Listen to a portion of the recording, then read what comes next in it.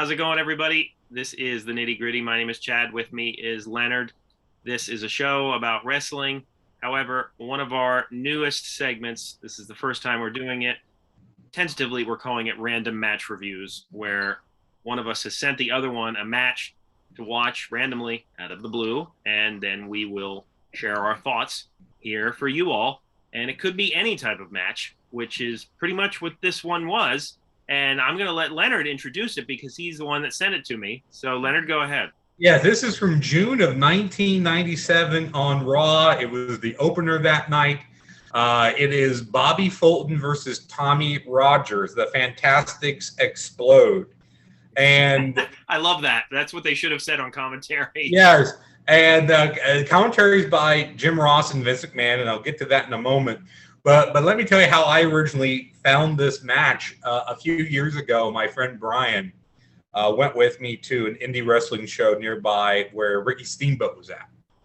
And it was not a Bobby Fulton show. I've talked before about how Bobby Fulton runs shows here in Ohio.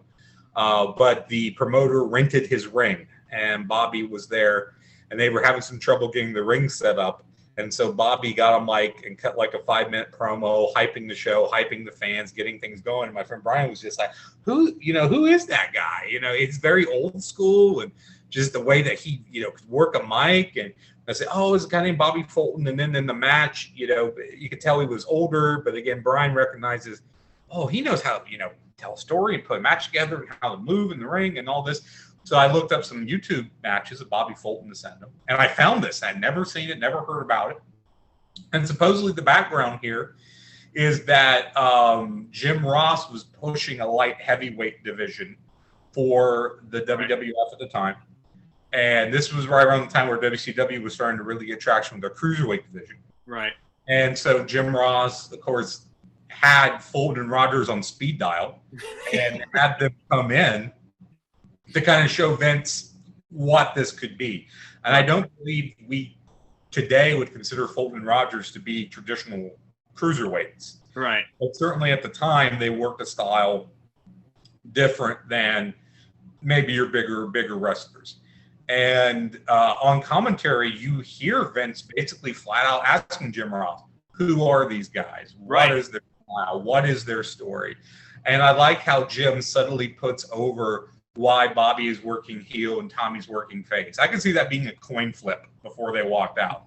Yeah, and I liked Jim Ross's commentary. I mean, if you had no idea who they were before the match, then you walked out of it knowing a lot more and potentially being curious about what they've done. So yeah, but yeah.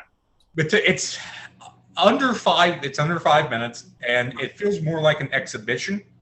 Not every match we're going to pick for this series I would call a quote-unquote great match, but it's going to be something interesting or unique or off the beaten track to talk about, which I felt this was. To my knowledge, it's the only match in the WWF that both these guys had, Fulton and Rogers.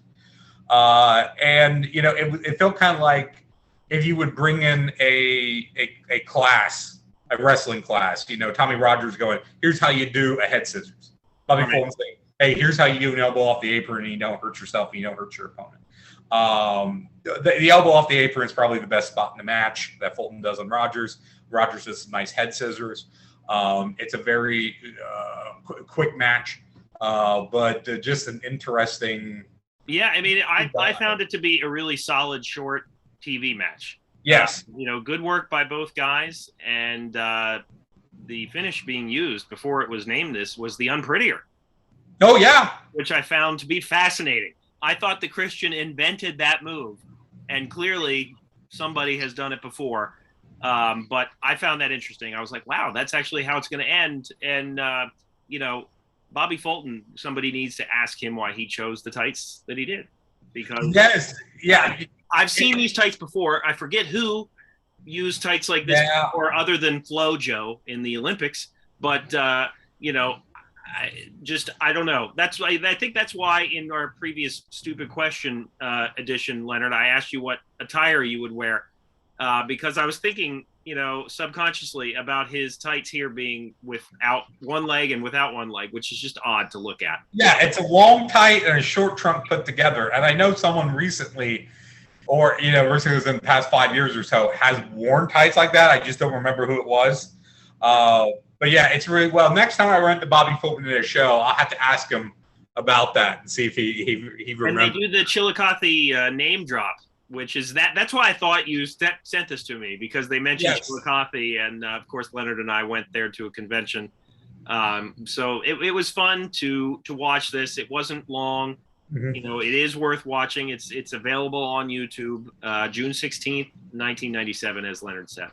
Yeah, and just to mention too, the video on YouTube altogether runs a little over 6 minutes because it includes the introduction of Sable, who was a special guest ring announcer. That's right. And it works into the storyline that she had at the time, where her husband, Mark Marrow, didn't like her doing stuff for the company and was trying to cover her up with baggy T-shirts and things like that. And then after the match, he comes out and drags her off. So it's working that storyline around the match. Right. Well, check it out. Let us know what you think about the match. We'll try to provide a link in the description here for you. And for Leonard, my name is Chad. Check us out on Apple Podcasts and Spotify. Check out our full-length episodes as well. Thank you, and we will see you next time.